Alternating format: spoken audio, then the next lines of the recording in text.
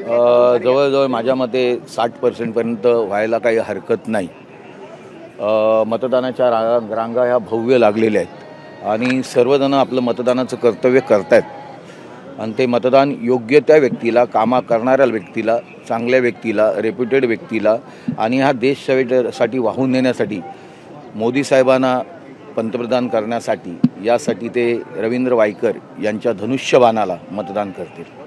Sir, एवढे दिवस आरोप प्रत्यारोप धावपळ सुरू होता, आता थोडा मतदान हक्क बजावल्यानंतर थोडं रिलॅक्स? अजून नाही, संध्याकाळपर्यंत 6 वाजेपर्यंत जोपर्यंत परिपूर्ण होत नाही तोपर्यंत धावपळ करावीच लागते।